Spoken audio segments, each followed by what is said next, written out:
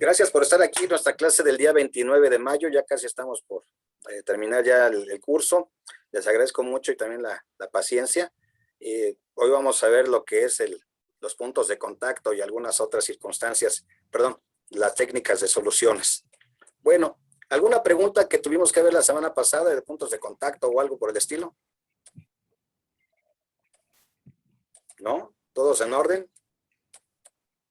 Porque son importantes, ¿eh? ¿Algunas preguntas sobre puntos de contacto? Si no, brevemente los vamos a repetir aquí tan poquito, ¿eh? Porque es un tema serio y muy importante. Vamos a repetir nada más por cualquier cosa. El doctor Leonel Pérez Nieto nos va a dar una definición muy sencilla de puntos de contacto. Elemento circunstancial de hecho, como el lugar de celebración o ejecución de acto jurídico, el lugar donde se encuentra un bien inmueble, etcétera, de conceptos jurídicos igualmente circunstanciales: domicilio de la persona física, domicilio del propietario del bien inmueble, establecimiento de la sociedad, lugar donde la sociedad realiza su prestación característica, etcétera. Estos elementos se de guía para saber con qué sistema jurídico o con qué norma se encuentra vinculada cierta persona o relación a fin de identificar la norma aplicable. Básicamente los puntos de contacto siempre van a ser si es la persona, nacionalidad, domicilio o sustancia en el territorio, si son reales, los inmuebles, los muebles y los incorpóreos. También hay cosas que son incorpóreas, no siempre pueden ser muebles o inmuebles. Los derechos de autor muchas veces no son tangibles, son incorpóreos, las marcas, todo ese tipo de cosas. Los actos, lugar de realización del acto, la locus regitatum o la lex loci constitutioni, lugar donde debe cumplirse una obligación o donde debe ejecutarse un acto. Son los puntos de contacto, o le llaman algunos tratadistas los puntos de conexión. En algunos libros así se le llama, puntos de conexión. Puntos de contacto, las dos definiciones son correctas. Hasta aquí no hay ningún problema. Nos van a servir siempre para determinar ese nexo jurídico virtual, con qué derecho vamos a resolver asuntos. Si no tenemos claros los puntos de contacto, muchas veces es imposible determinar cómo vamos a resolver un conflicto. Ya están entrando, perfecto. Y entonces, pues, no tenemos luz más allá de lo que nos presentan. Debemos de determinar siempre, sobre todo, la nacionalidad, el lugar de los hechos, dónde se van a ejecutar, es decir, el quién, cómo, cuándo, dónde y por qué. Cuando tú tienes un asunto, estas preguntas son importantes.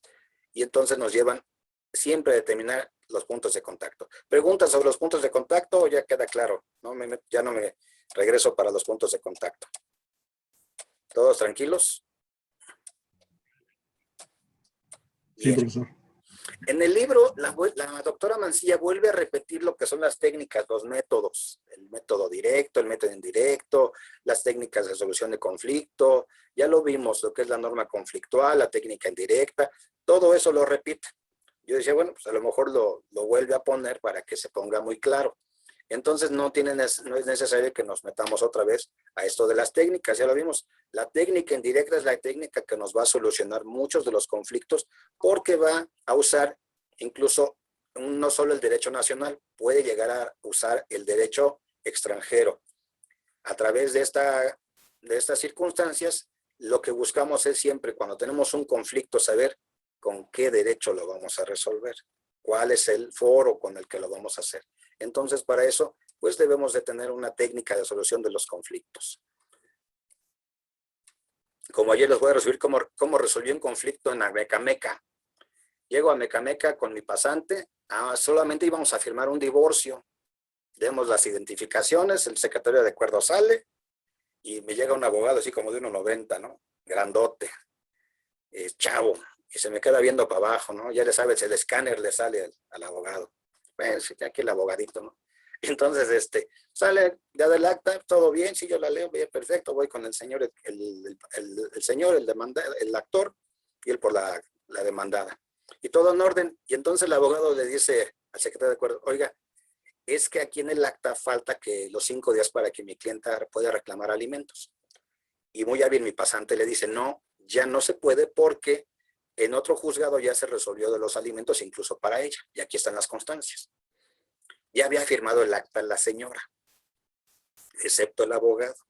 Y entonces nos deja el acta de la audiencia y le digo dice, porque para eso reclama, dice, pues yo quiero ver con señoría, porque no estoy dispuesto a que estas atropellos a mi clienta. Bueno, le dice el secretario, pues pásese con el juez. Y entonces nosotros vimos que se mete con el juez, tenemos el acta firmada por la señora, le digo al señor, fírmela, firmo yo, ahí se la dejamos en la subsecretaria del de acuerdos, y sálgase, vámonos corriendo. Y nos fuimos del juzgado. Resolvimos el conflicto, una técnica, claro que lo resolvimos. Ni modo, no sé qué pasó con el abogado cuando salió, pero pues ya estaba firmada el acta. Entonces, pues resolvimos una circunstancia y ya quedó nuestro cliente divorciado. Bueno, después de este breviario aquí cultural, eso me puso a ir a la Meca. ¿Quién entró por acá? Anoté a todo bien. Vamos a resolver los conflictos. Y ese es un ejemplo de que a veces pues, tienes que tomar decisiones para resolverte un conflicto. Pero para resolverlo vas a tener que calificar.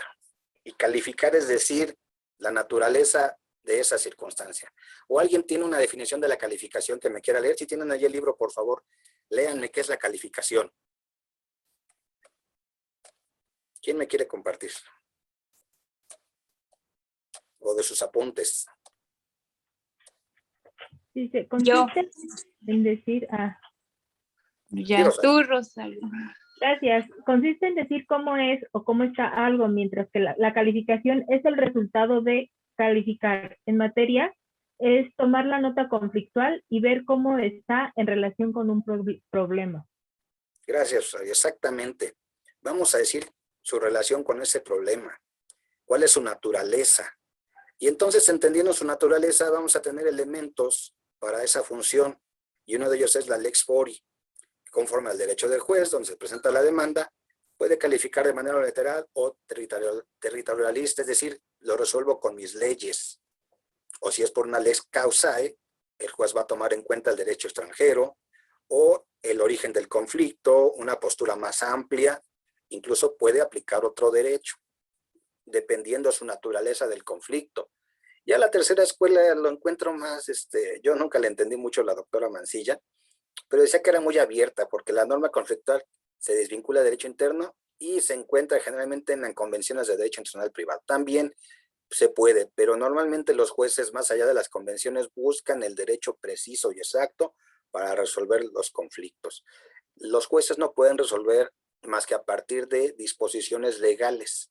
Si no hay una disposición concreta y correcta para cada asunto, pues no pueden resolverlo. Sí pueden irse a las convenciones, pero esa convención debe de estar materializada en una ley o en una norma interna.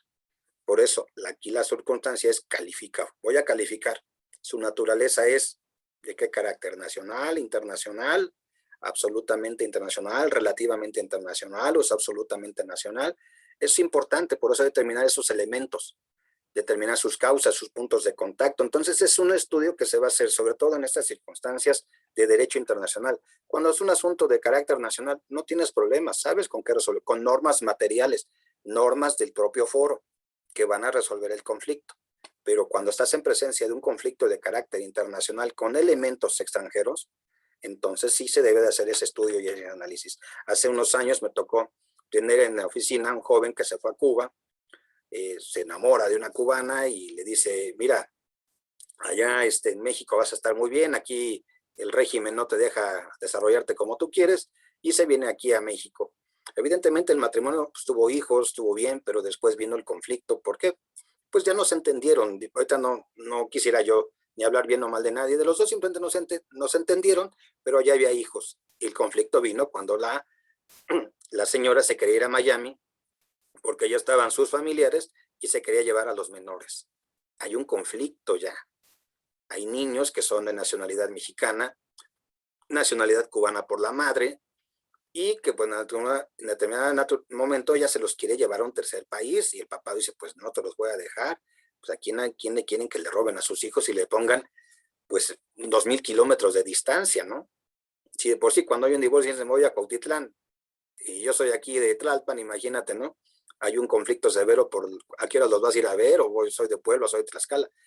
Son conflictos que se deben de estudiar. Al final el juez determinó que los niños no podían salir del país, aun cuando ella argumentaba que por ser de nacionalidad cubana los niños, pues sí podían retirarse y salir y que ella tenía la patria potestad, que porque en su país, en fin, argumentaban circunstancias de derecho. Y no se pudo. El juez sin problema resolvió con las leyes mexicanas, no tuvo que recurrir a otras leyes. Bueno, por eso es importante calificar y calificar bien. Bueno, ya que estamos ahí, vamos a ir a una técnica muy especial que se llama el reenvío. Por favor y con toda sinceridad, antes de que yo continúe, ¿quién le entendió el reenvío como lo está diciendo la doctora Mancilla en su libro? Pamela dice que no, Fernanda dice que no. Nadie. ¿No le entendieron el reenvío? Cintia, ¿le entendiste? No tu micrófono. Perdón. A ver, y a lo mejor estoy mal, pero lo que yo entendí del reenvío es que sucede en tres, digo, no tengo ahorita mis apuntes a la mano, pero según recuerdo es como tres modalidades, o sea, una es reenviar el asunto, por así decirlo, para ver a quién le toca.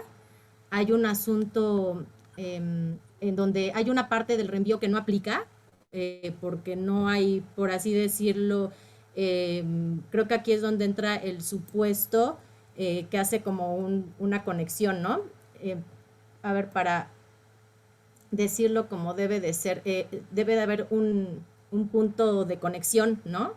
Como el nexo causal, por así decirlo, para que pueda existir la figura del reenvío, y hay una forma de reenvío que no aplica porque no existe esa conexión.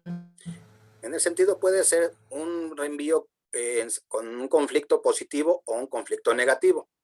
Y es verdad, el reenvío lo que busca es determinar con qué derecho vamos a resolver con esos elementos que acabas de mencionar, los puntos de contacto. Son técnicas jurídicas. Alguna vez me preguntaban que si ese reenvío se hace a través de correspondencia entre jueces, incluso de gente que luego está en el seminario. No, el reenvío es una técnica, un ejercicio de escritorio que hacen los jueces, sobre todo cuando llegan a tener este tipo de conflictos.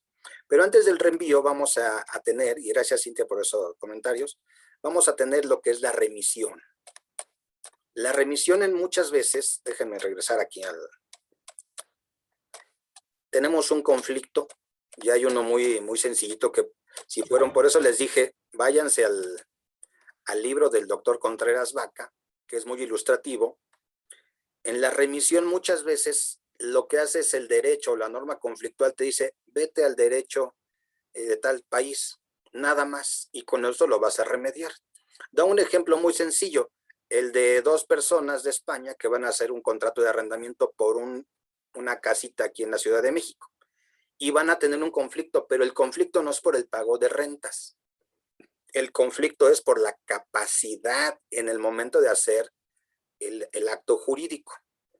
Bueno, entonces el juzgado en México recibe la demanda y entonces va a resolver el conflicto. Déjenme ver. Tenemos en la sala de espera 2. ¿Ya? Va a resolver este conflicto de la capacidad de las personas con el derecho español. No tiene conflicto. Entonces recibe la demanda, sí va a admitir el derecho, pero entonces se va a ir al derecho español. Ahí es con el que va a resolver. Eso sería una remisión, porque va a remitir a un derecho extranjero. En el reenvío es más o menos distinto, o similar si lo queremos ver. Es una serie de pasos previos, una técnica, localizando, como dijo Cintia, el punto de contacto. Puede ser en materia civil, penal, administrativa, mercantil, laboral, en todas las ramas del derecho. Acuérdense que el derecho internacional privado es multidisciplinario en ese sentido, puede estar en cualquier rama del derecho. Y vamos a buscar un supuesto, lugar y una consecuencia para determinar el derecho aplicable. Acuérdense, toda norma tiene un supuesto y una consecuencia jurídica. Comete el delito de robo, el que hace esto, y tiene tantos años de cárcel, o una sanción pecuniaria de tanto. Un supuesto y una consecuencia legal.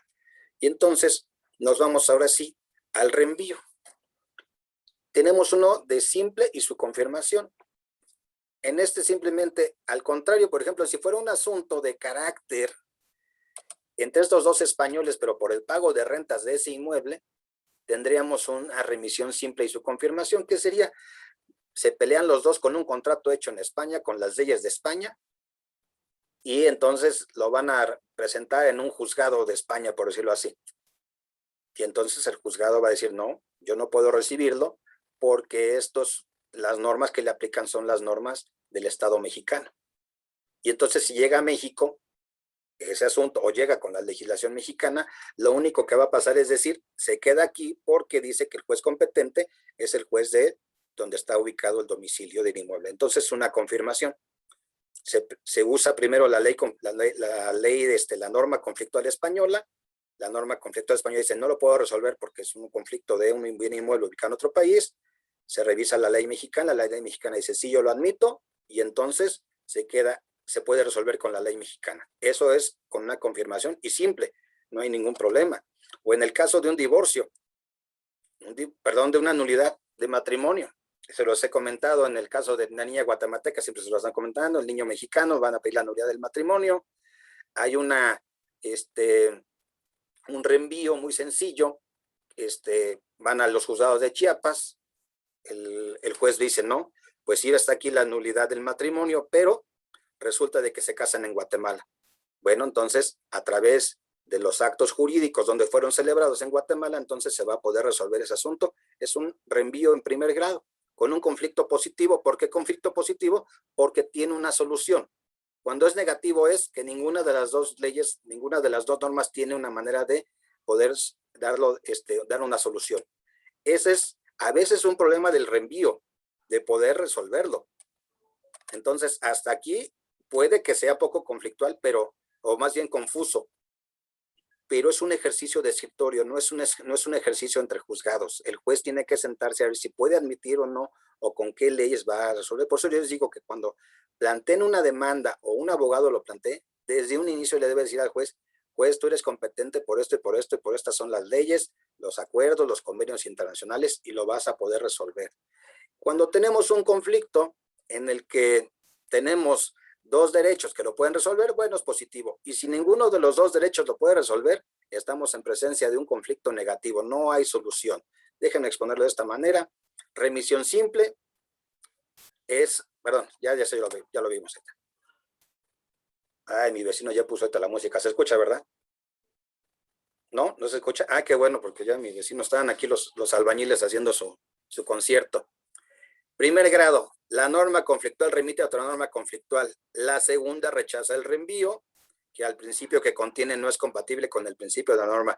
Es confuso, se resuelve con esto. Ninguna designa derecho sustantivo que aplique el conflicto. Se echan la bolita. Un juez recibe el conflicto, dice, no tengo competencia, no lo puedo resolver, que se vaya al lugar donde se iniciaron estos actos jurídicos. Llega con el juez de origen y dice, tampoco lo puedo resolver yo, o con esas normas. Si ninguna de las dos leyes da una norma conflictual, no da una solución de fondo al asunto, es un sentido negativo. Al contrario, si en este caso si es de conflicto positivo, bueno, las dos pueden tener, ¿sí? Designan el derecho sustantivo que debe aplicarse y por lo tanto no se da el reenvío. Con cualquiera de las dos hay duplicidad de normas. La solución del derecho aplicable será la ley del foro o la ley donde estén ubicados. No es tan difícil el reenvío. Simplemente nada más hay que estar ubicándole dónde vamos a meterlo. Hay un conflicto más serio, ya lo vimos también, ya. El segundo grado. El segundo grado es en la norma conflictual, remite a una segunda norma con base en un punto de contacto que las une, pero los principios de ambas se rechazan. Y entonces es necesario un nuevo punto de contacto y con otra norma conflictual, es decir, un tercer estado que permita determinar. A ver, yo tengo un conflicto con el derecho mexicano, pero interviene el derecho español. Pero como el derecho español no puede, pero hay un punto de contacto italiano, puede llevarme al derecho italiano. Entonces ahí ya intervino el derecho mexicano, el derecho español, el derecho italiano, y entonces ya estamos en un segundo grado y así lo podemos llevar hasta el infinito, dependiendo cuántos derechos o normas vayan a intervenir en esto. El artículo 14, fracción segunda del Código Civil, lo pone así.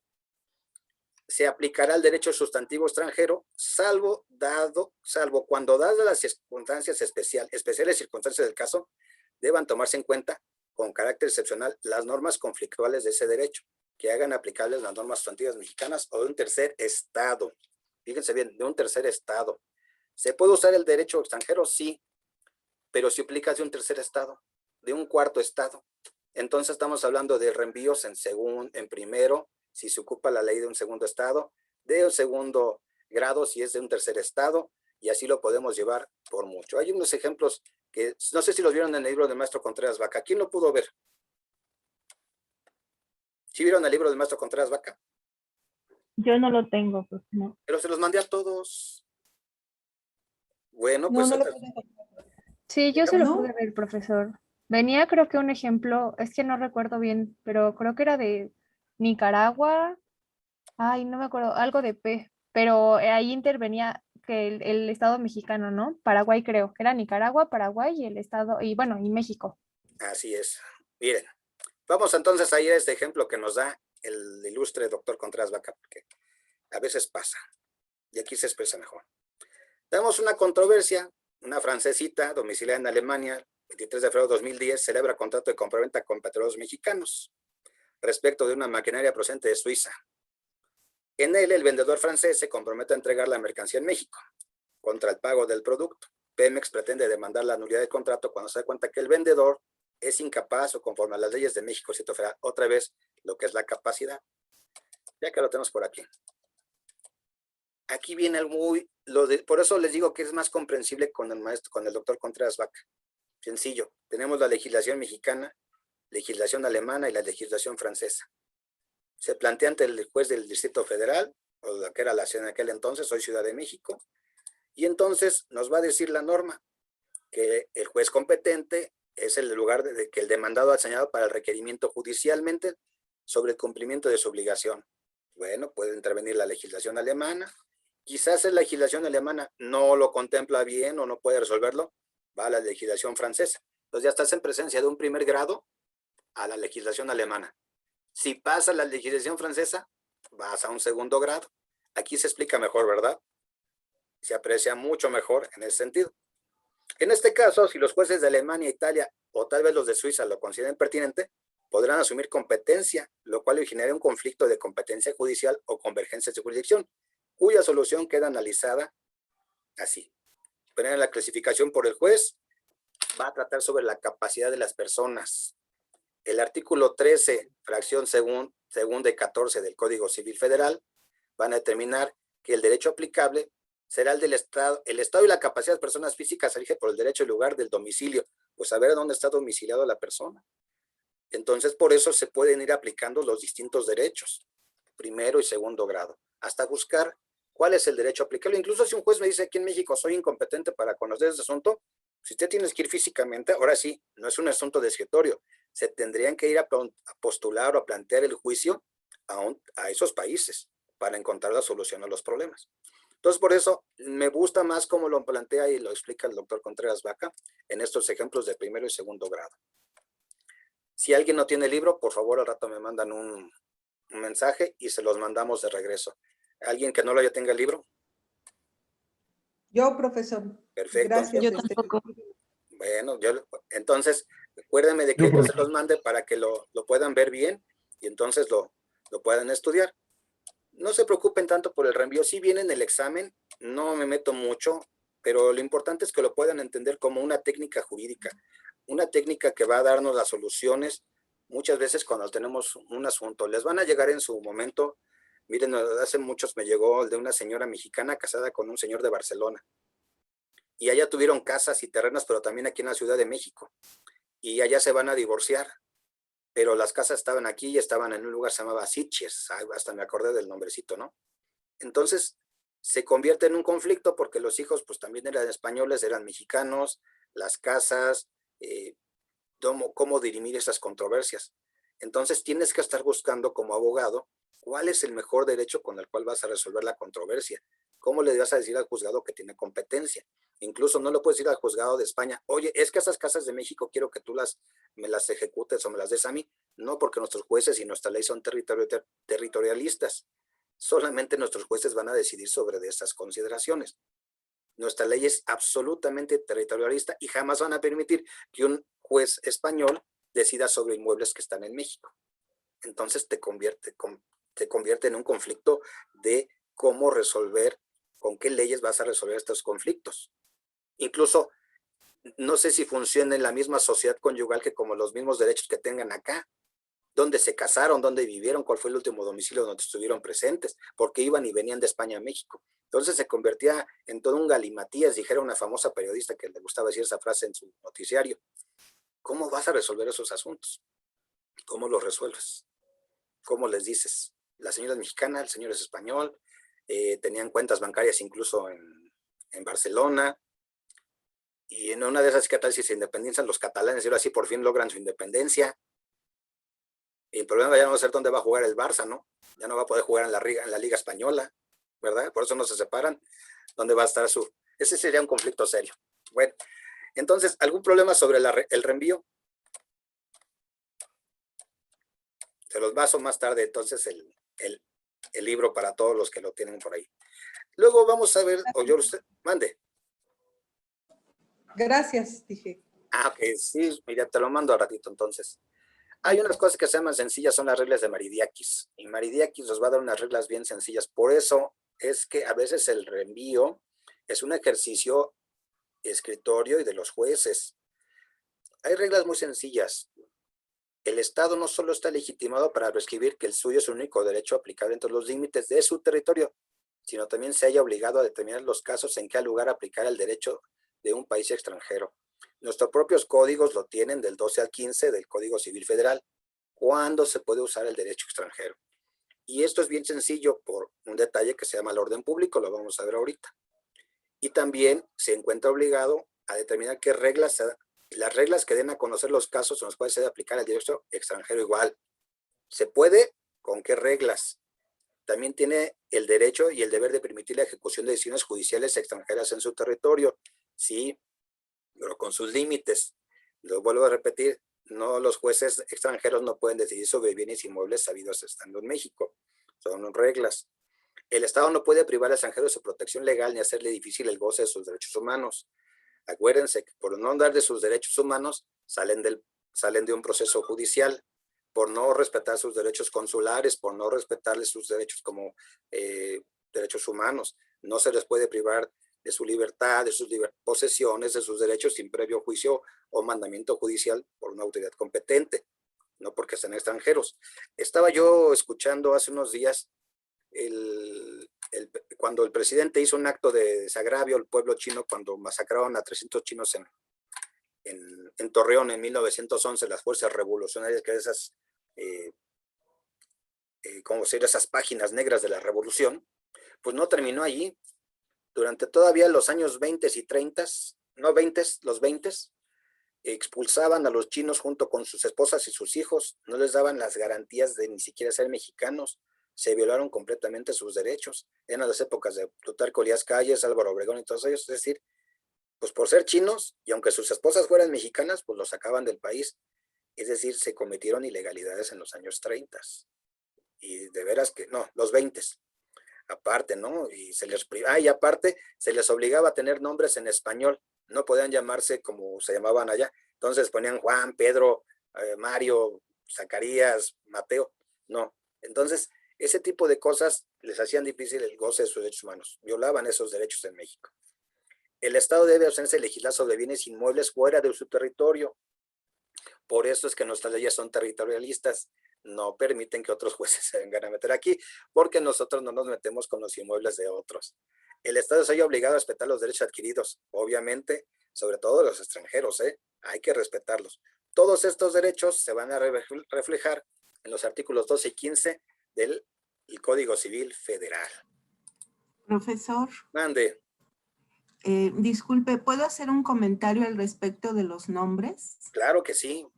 Sí, mire, bueno, ahorita me llama la atención que en ese momento fuera como una obligación el cambiarse el nombre oriental y ponerlo en español. Ahorita lo que yo veo es que, ya ve que yo trabajo ahí en el CEPE de la UNAM, en el Centro de Enseñanza para Extranjeros. Sí, maestra, dígame. Ajá. Entonces, ahí los orientales, tenemos muchísimos alumnos orientales. Sí. A veces son incluso mayoría.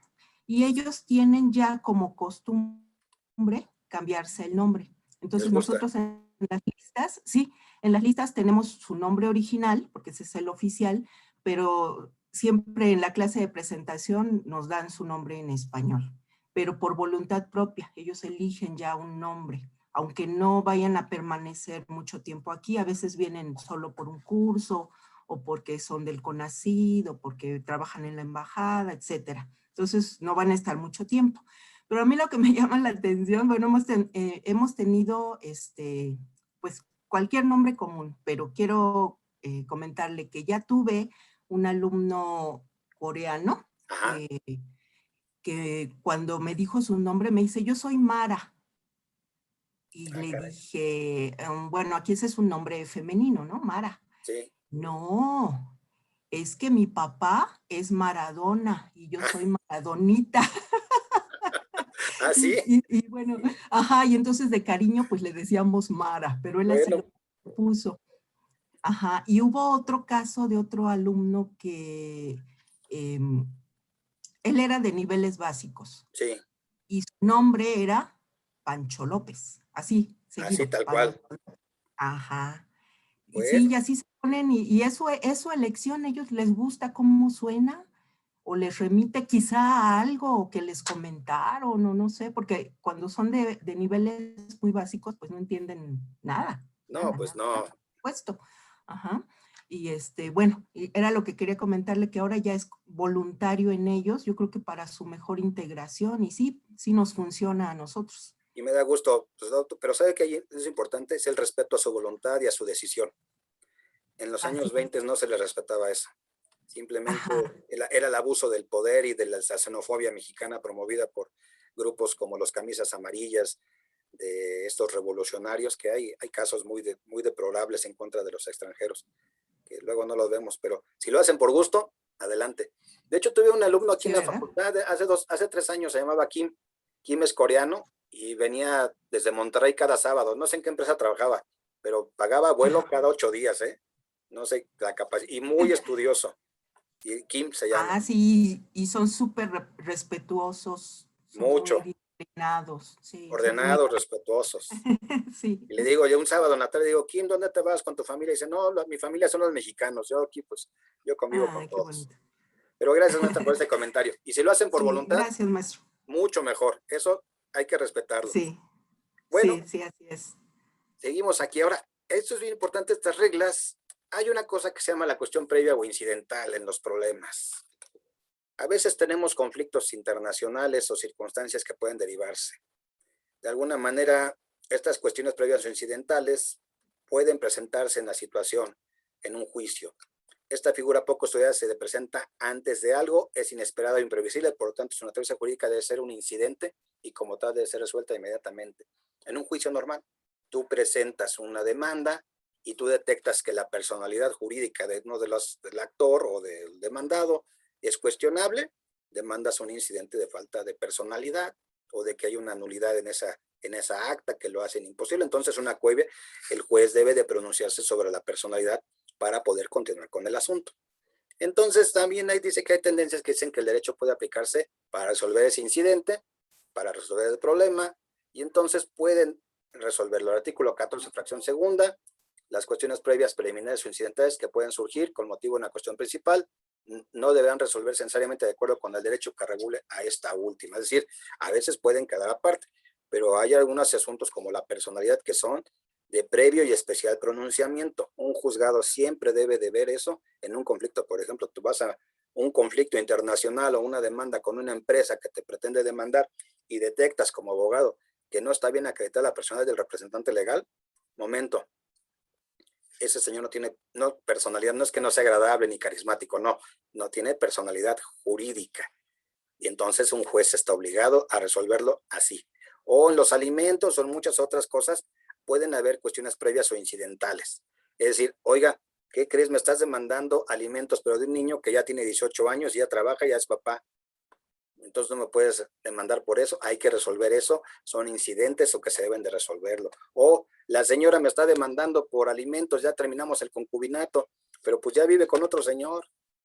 Resolvemos esas consideraciones. O la señora me está demandando la sucesión diciendo que es la cónyuge supérstite, pero ¿qué crees? Siempre vivió en concubinato con el señor o era casada con otro señor. Se deben de resolver esas cuestiones siempre. Cuando en un matrimonio uno de los dos está casado, no puede decir concubinato, perdón, en un concubinato, perdón, y hay uno que está casado, no hay como tal, eso es un amaciato. Alguna vez tuve un asunto similar así. Bueno, el orden público, este es bien importante. El orden público es algo que nos va a determinar y nos va a marcar para no recibir el derecho extranjero en México o que viole una norma extranjera a nuestro orden personal. Muchas leyes empiezan diciendo, esta ley es de orden público y de interés social. Cuando se menciona que es de orden público, no admiten negociaciones, ni por lo menos se puede decir, vamos a restringir estos derechos o los vamos a renunciar. En un juicio de alimentos, por ejemplo, llega la mamá diciendo, un niño de 3 años, vengo a demandar alimentos para mi niño. Y en pleno juicio le dice al señor juez, renuncio a los alimentos de mi hijo porque yo soy muy luchona y yo voy a sacar a mi hijo adelante. ¿Puede la mamá renunciar al derecho de alimentos de ese niño? A ver, abogado. No, porque no son irrenunciables. No puede. ¿Por qué no puede? Son derechos del niño. Son derechos del niño y de orden público, que al Estado le interesa que se protejan los derechos del menor. No pueden hacerlo. Entonces, al Estado le interesa. Es difícil a veces determinar el orden público, pero su función es mantener la vigencia de ese Estado interno y que no se viole la norma interna. Por ejemplo, otro asunto que estaría increíble, ¿no?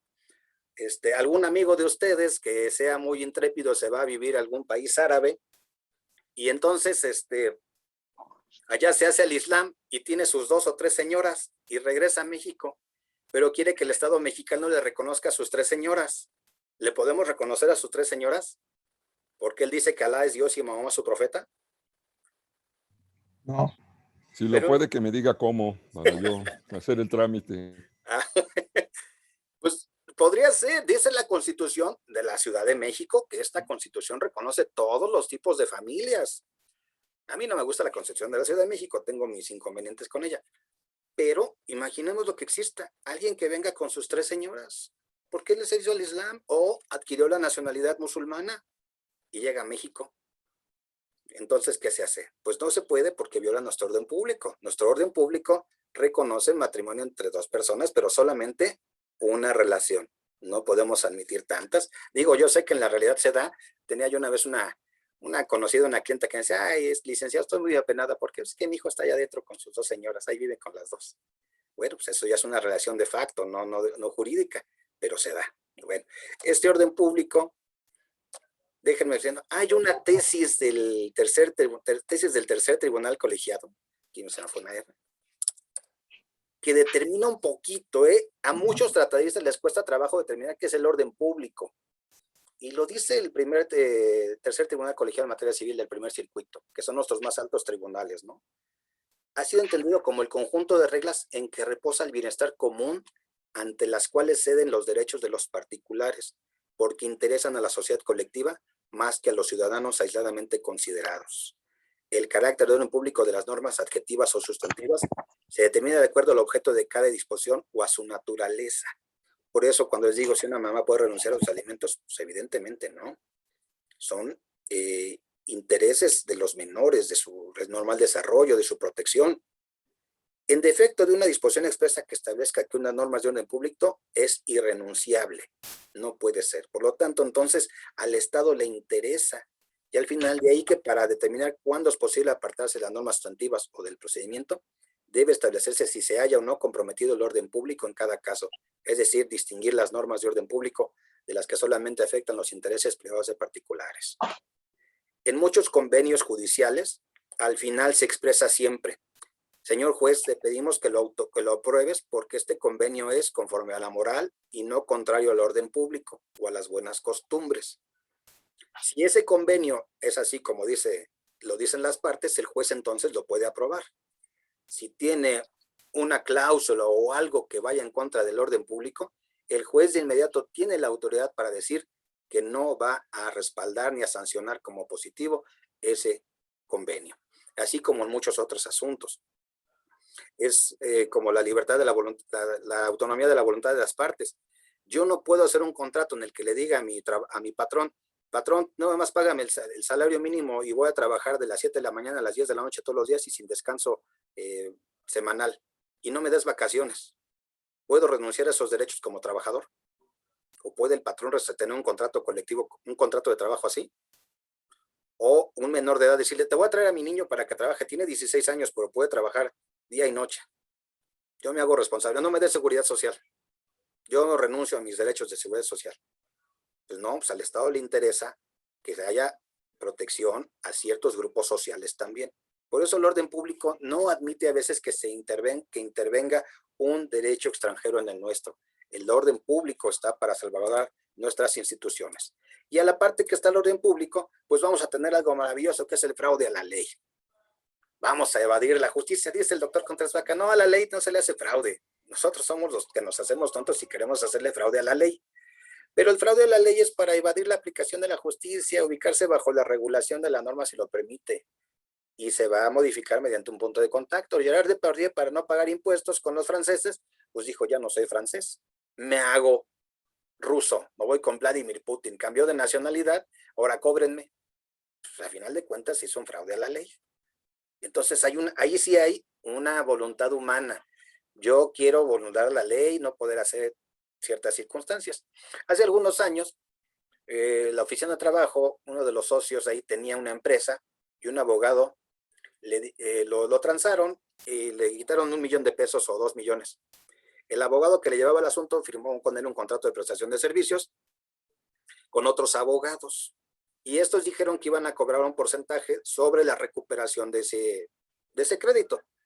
No lo logran, y como no lo logran, querían cobrarle a mi cliente o a mi jefe de la oficina, pues a través de un contrato fraudulento que ellos firmaron, de que le iba a pagar 600,000 pesos por no recuperar nada. Hacen un propio fraude con documentos falsos, sin representación legal, y se comparecen ante un juzgado. ¿Y qué creen que hicimos nosotros? Pues también fuimos a hacer, si nos hacen chanchullos, pues nosotros hacemos chanchullos. Nos fuimos con un notario, le quitamos el poder notarial de manera retroactiva. Allá en Tlaxcala hay varios de esos. Y llegamos al juez a decirle, ese señor no tenía poder ni tenía representación legal al momento en que firmó eso. ¿Cómo? Aquí está el poder que le quitamos el acta. A veces tienes que recurrir a esos mecanismos. Claro, también lo hicimos a través de cosas legales. No podía reclamarlos el cumplimiento del pago de una obligación porque no pudo recuperar el crédito. Estaba sujeto a su pago que podía recuperar el dinero y no lo hizo. Pero el fraude a la ley se da en muchos sentidos. Lo hacemos de manera voluntaria para obtener un fin lícito a través de medios ilícitos. El fraude a la ley lo está ahí. Por favor, cuando vean la película La Amistad, van a determinar que hay un posible fraude a la ley. Si ya la vieron, por favor, revísenla. Algunos ya me dijeron que ya la vieron. Pero en el fraude a la ley siempre interviene la voluntad humana para causar un perjuicio, un engaño y la mala fe. En los juzgados se ve, pero siempre lo vamos a ver en los juzgados o en los actos públicos y privados. La mala fe, el fraude a la ley también. En el caso de los chiapanecos falsos, había un presidente municipal que para tener votantes les daba a los guatemaltecos actas de nacimiento mexicanas, y como tenían actas de nacimiento mexicanas, pues tenían acceso a una credencial de elector. Pues ese era un fraude a la ley. Entonces, pues los agarraron. Ah, muy bien, dice aquí Cintia que ya detectó el fraude a la ley. Muy bien, Cintia, pues cuando lo vayas, cuando hagas el trabajo, te voy a hacer una pregunta precisamente de eso. Entonces, este fraude a la ley nos va a dar pues siempre una ventaja indebida en un juicio, pero a la larga es peligroso. Un juicio que se desarrolla, un acto jurídico que se desarrolla con fraude a la ley es susceptible de una nulidad absoluta y no convalidable. Es decir, puede ser revertido todo acto jurídico que se basa en un fraude a la ley. En estos casos, por ejemplo, otros guatemaltecos, pues aparte de no ser mexicanos, andaban de fraudulentos, votando incluso hasta por el partido que los haya invitado a participar. Por cierto, no dejen de ir a votar. Ahí me cuentan cómo les va. Yo voy a andar ahí de chimiscolero, de representante de casilla. Bueno, artículo 15 del Código Civil Federal. No se aplicará el derecho extranjero cuando artificiosamente se haya evadido principios fundamentales del derecho mexicano, debiendo el juez determinar la intención fraudulenta de tal evasión. Había un ejemplo muy clásico: en ciertos estados mexicanos no se permite el matrimonio entre consanguíneos, entre primos. Y más bien en Estados Unidos, me equivoco. En Estados Unidos no se permite el matrimonio entre primos. Y entonces lo que hacen es vienen a México, se casan en México, aquí nada se los impide, se regresan a sus estados y allá la ley le dice, pues fabuloso, te casaste allá, pero aquí sigues sin tener valor, porque lo que hiciste fue un acto artificioso, es decir, de una manera evadiste la ley y quieres que se te reconozca. Lo mismo pasa aquí en México, cuando hayan evadido principios fundamentales del derecho mexicano, una intención fraudulenta de evasión, es el fraude a la ley. Bueno, otro de los elementos vamos a tener la institución desconocida, que no está incluida en nuestro ordenamiento jurídico. Dice Niboyet que para ser posible reconocer una institución desconocida se requieren dos cosas. Uno, que el derecho adquirido exista en la norma extranjera y en la norma del Estado ante el cual se invoca el reconocimiento. Asegurarse que el derecho existe en los dos ordenamientos jurídicos. Por ejemplo, nosotros tenemos la institución de la esclavitud como algo reconocido. Pueden reclamarse algún tipo, o la pena de muerte. ¿Existe en los Estados Unidos la pena de muerte? Es una institución conocida. ¿Existe en México la pena de muerte? No existe. Sí, sí existe. Existe en la Constitución. Para ciertos casos sí existe. Pero no se aplica. Sí, claro. Técnicamente ya es una institución desconocida. Si yo creo que, y si lo soy sincero, si aplicáramos pena de muerte en México, de verdad ya hubiéramos cometido más injusticias de las que tenemos. Ya muchos podrían haberse despedido de este mundo por hechos injustos e injustificados. De hecho, en los Estados Unidos pasa que después de 30 años les dicen, disculpe usted, no era usted el que andábamos buscando. Hasta en la ley y el orden pasan esos casos. Y bueno, que el derecho sea adquirido bajo una ley competente. Dice Niboyet que el derecho extranjero reconoce tal derecho autorizado internamente. Algunas veces sí se puede en la institución desconocida, pero básicamente no es algo que reconozca nuestro ordenamiento. Si no lo reconocemos tácitamente o por una cuestión análoga, no vamos a reconocer. Por ejemplo, les digo, la pena de muerte. Si algún juez dice es que lo vamos a ejecutar o pedimos una extradición para pena de muerte, no lo entregaríamos porque no está dentro de nuestras instituciones. La Convención Interamericana sobre Normas Generales de Derecho Internacional dice cuando la ley de un Estado tenga cuando la ley de un Estado parte tenga instituciones o procedimientos esenciales para su adecuada aplicación y no estén contemplados en la legislación de otra parte, podrá negarse a aplicar dicha ley siempre que no tenga instituciones o procedimientos análogos. Es decir, si no se considera o no hay algo análogo, los estados partes se podrán negarse a aplicar leyes que ni siquiera correspondan. Por ejemplo, en el matrimonio plural o en la poligamia, pues con la pena, pues no nos pueden obligar a reconocer matrimonios polígamos o plurales, como se les puede llamar, pues porque no están reconocidas en nuestra legislación. Muchos grandes o los funcionarios diplomáticos de otros estados, cuando vienen de esos países y traen sus esposas, se les reconoce una sola, y las demás, bueno, casi como invitadas, pero pues traen a sus esposas bajo sus normas. Las normas análogas ya se nos va a acabar. Si hay un reconocimiento, eficacia, no es similar, vamos a decirlo, pero no es igual. En otras palabras, una institución extranjera análoga solo reconocerá hasta el límite donde se adecue la institución del Estado en el que sea reconocida. La adopción plena o semiplena, los estados tienen la adopción semiplena solo reconocida, la adopción plena dentro de los límites de la semiplena. Nuestra adopción en México es plena y en otros estados es semiplena, dependiendo las condiciones. En nuestro país es una adopción plena, no tiene más que, tiene todos los derechos de hijo, tiene los apellidos, todas sus obligaciones, no puede ser revocable, no tenemos más que, si nos llega una adopción ahí más o menos semiplena, medianamente similar, bueno, pues habría que ver hasta dónde se puede.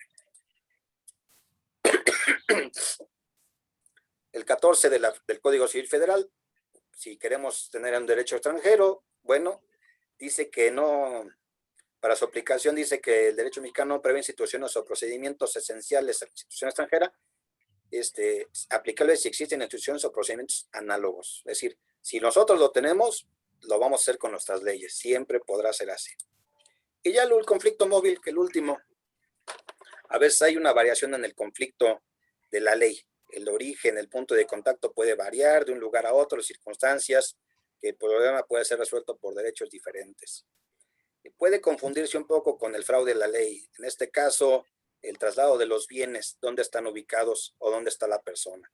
Hoy un bien puede estar en México, puede estar mañana en Nicaragua, puede estar en El Salvador, El conflicto puede estar móvil y dependiendo en dónde vayan las circunstancias. No me meto en el examen, de hecho, poco les pregunto de esto del conflicto móvil. Bueno, muchachos, hasta aquí ya se nos quedan unos minutos. Les vuelvo a recordar y a pedir que vayan viendo ya la película de La Amistad, porque eso va a ser importante para su último trabajo. Ya nos quedan nada más dos asesorías y ya para nuestro examen final. Entonces, ahorita les voy a mandar el libro a los que no lo hayan tenido del doctor Contreras Vaca y con todo gusto y nos vemos la semana que entra. ¿Preguntas o alguna inquietud que tengan por aquí? Solo un Profesor, muchas comentario. Ay, ¿Mande? perdón. Yo solo un comentario. La película me hizo llorar y llorar. ¿Sí te hizo llorar la película? Sí. Es muy conmovedora. no quería ver películas que me hacen llorar. Bueno, pues se las recomiendo mucho, por favor, y ya cuando le veas, cuando hagas el trabajo, vas a ver la película con ojos distintos y con ojos de abogada. Sobre todo del respeto a los derechos humanos, que están muy de moda ahorita y muy necesarios. El respeto a la diversidad, a las garantías individuales, que pues no se tenían en aquellos años. Pero bueno, es una evolución de los derechos. Es una película de Steven Spielberg, muy recomendable y basada en hechos reales. Y uno de los personajes más importantes fue el juez Joseph Story, precisamente el creador de la denominación de Derecho Internacional Privado. Va a ser uno de los ponentes de la Suprema Corte de Justicia para dar la sentencia que va a dar la solución al caso de estos africanos, de estas personas que fueron traídas ilegalmente a América, a través de ya una figura que no debe de existir nunca ni jamás, la esclavitud. Entonces ya no quiero hacerles más, como dicen ahora los chavos, los spoilers. En mi tiempo eran los avances, ¿no? Los cortos. Entonces, pues se los dejo de tarea. Véanla, tienen para el sábado sus palomitas, su refresco, y pues bueno, y a los que le vayan al Cruz Azul, pues suerte. Y ahí espero que gane ahora sí su equipo. Cuídense mucho, nos vemos el próximo. Perdón, profesor, ¿hay que hacer algún trabajo con esta película? Sí, pero ese se les va a dar la última semana, después de la última sesión, e inmediatamente les voy a mandar unas preguntas. Las van a responder. Ojo, no debe de responderse exactitud, ni deben de ser así. Es el criterio jurídico de cada quien. Quiero ver su criterio personal. Eso es lo que busco. ¿Vale? Órale, pues. Sí, gracias. Nos vemos, cuídense. Profe, una pregunta, profe. Ande. ¿Habrá posibilidades de que nos comparta el material que nos hizo favor de